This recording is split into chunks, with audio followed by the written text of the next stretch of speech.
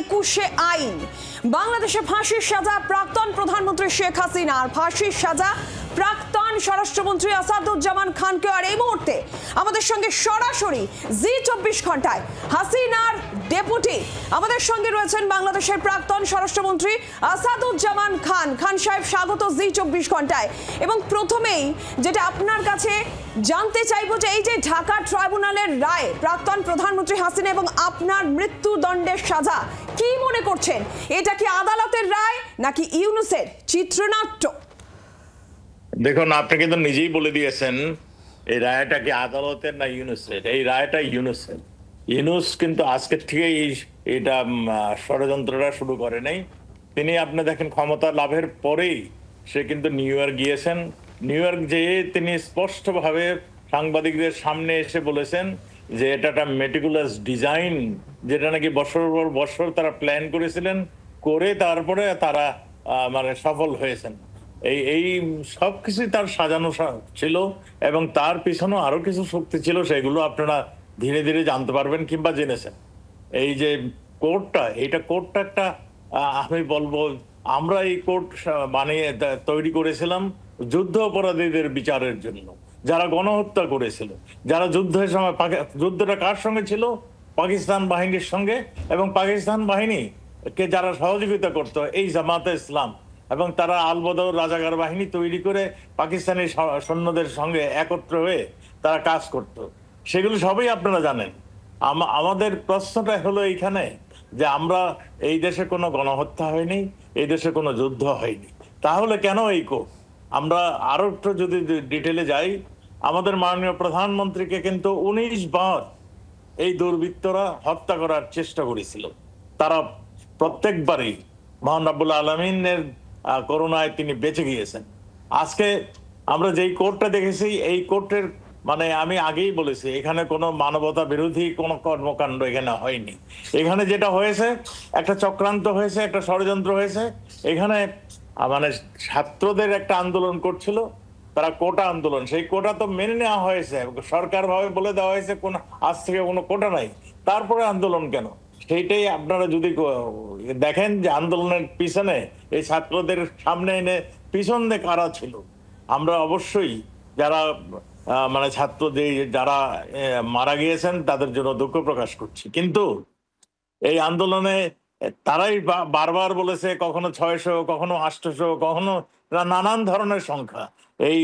এই যে হত্যার সংখ্যা, হত্যা কোনোদিন এরা কোনোদিন পোস্টমর্টম করেনি, এবং যাদের সাক্ষী, যারা বাদী, তারাও এখানে মানে মামলা করতে আসেনি। এরা অন্য একটা প্ররোচনায় এসে মামলা করেছে।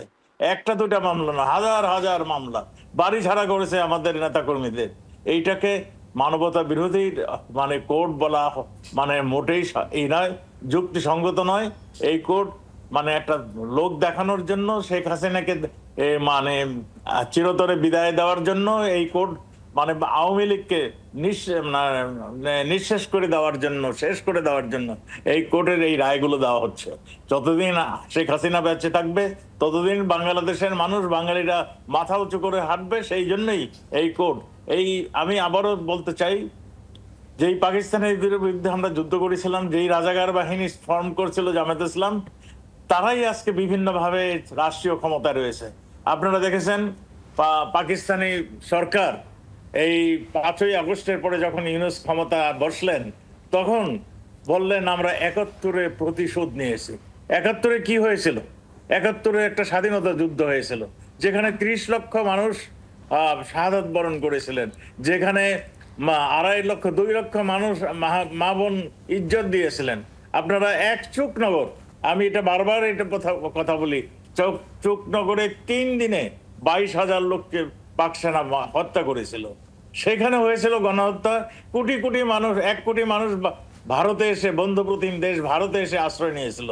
ভারত সরকার তখন আমাদের শুধু আশ্রয় দেয়নি, তারা আমাদের স্বাধীনতার জন্য, তারা একসঙ্গে আমরা লড়েছি। আমাদের স্বাধীনতার জন্য ভারতের 15,000 সৈন্য এখানে আত্মত্যাগ করেছে। সেই রক্তে রঞ্জিত বাংলাদেশ। সেখানে আজকে বঙ্গবন্ধুর শাহাদাত বরণের পরে বঙ্গবন্ধুর কন্যা যখন বাংলাদেশে এলেন, বঙ্গবন্ধুর কন্যার ডাকে আজকে বদলে গেছে বাংলাদেশ।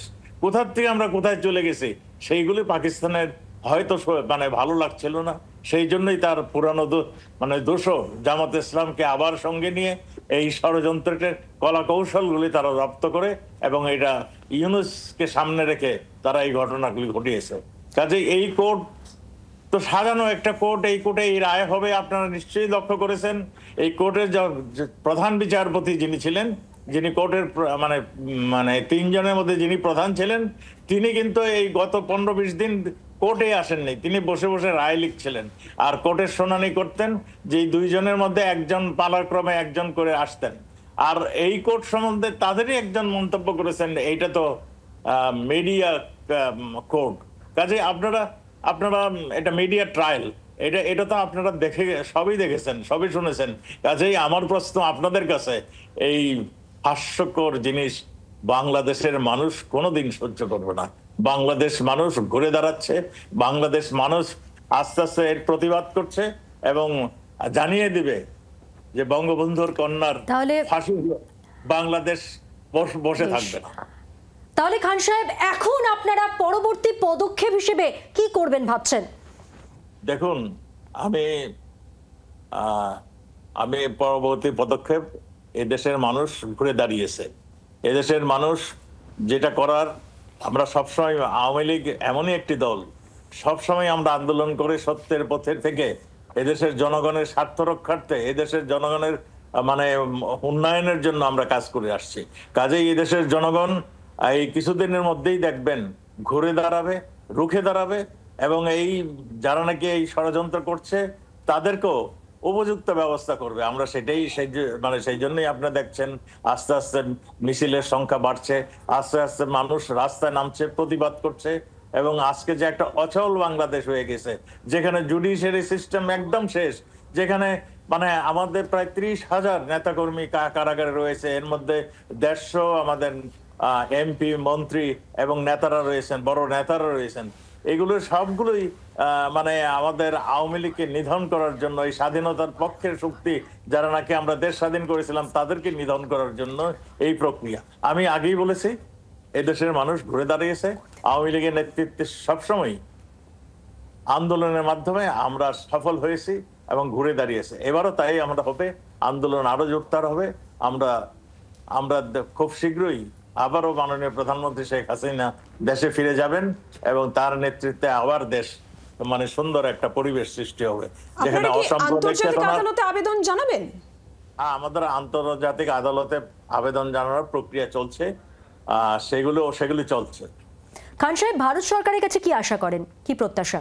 দেখুন, আমি পূর্বেই বলেছি, বাংলাদেশের জন্ম সময় ভারত সরকার মানে আমাদের মানে করেছিলেন, সহযোগিতা করেছিলেন। শুধু সহযোগিতা নয়, 1 কোটি মানুষ এখানে আশ্রয় নিয়েছিলেন, এদের খাওয়া দাওয়া থাকার ব্যবস্থা করেছিলেন।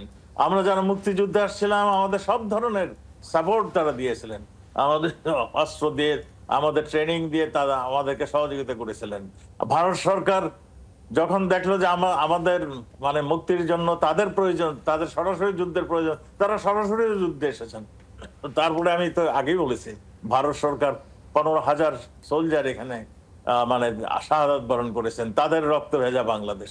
কাজে বাংলাদেশকে আমরা ভারত সরকার সবসময় দেখেছি, যখনই কোনো অসুবিধা হচ্ছে, যখনই কোনো সমস্যা হচ্ছে, তখন মানে ভারত সরকার আমাদের পাশে এসে দাঁড়িয়েছে।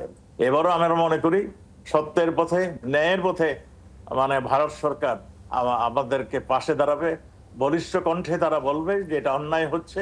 বিশ্ব দরবারের কাছে, যেমন আমাদের লিবারেশনের সময় আমি কথা বলছি, যেমন ইন্দিরা গান্ধী তখন প্রাইম মিনিস্টার ছিলেন, মাননীয় ইন্দিরা গান্ধী, তিনি সারা বিশ্বে একটা লাউড ভয়েস তো রেজ করেছিলেন মানে এই বাংলাদেশের পক্ষে।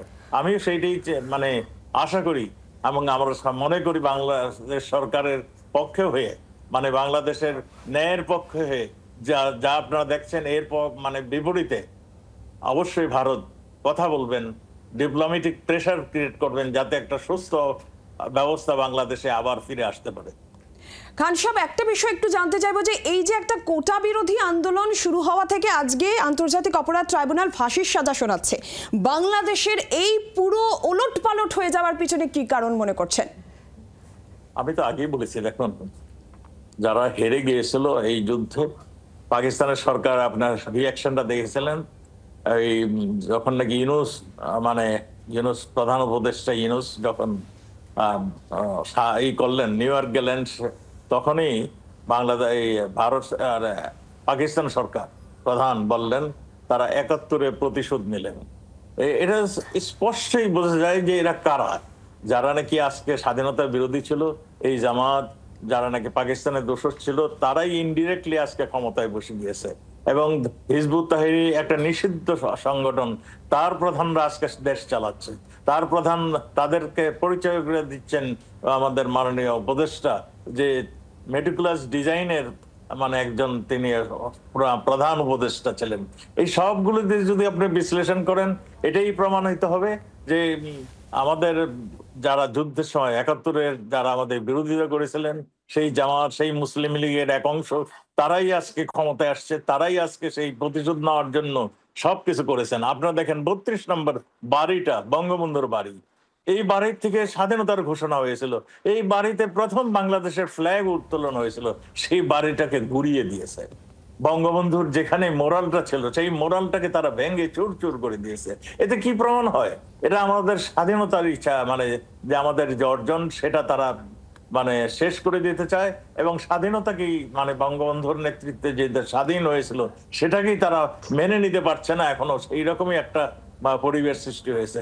বাংলাদেশের মানুষ কিন্তু সেগুলি বুঝে গিয়েছে এবং শীঘ্রই এর একটা পাল্টা আন্দোলন, বৃহত্তর আন্দোলন শুরু হবে। আমরা সেটার জন্যই অপেক্ষা করছি। অনেক ধন্যবাদ আপনাকে। বাংলাদেশের প্রাক্তন স্বরাষ্ট্রমন্ত্রী আসাদুজ্জামান খান আমাদের সঙ্গে সরাসরি ছিলেন। আর এবার যে বক্তব্য আপনাদের শোনাবো, ভারত না থাকলে আমার মায়ের জীবন থাকতো না, ভারত সব সময় আদর্শ বন্ধুর ভূমিকায় পাশে থেকেছেন, এমনটাই প্রতিক্রিয়া শেখ হাসিনার ছেলে সাজিব ওয়ায়েদ জয় কি বলেছেন শুনবো।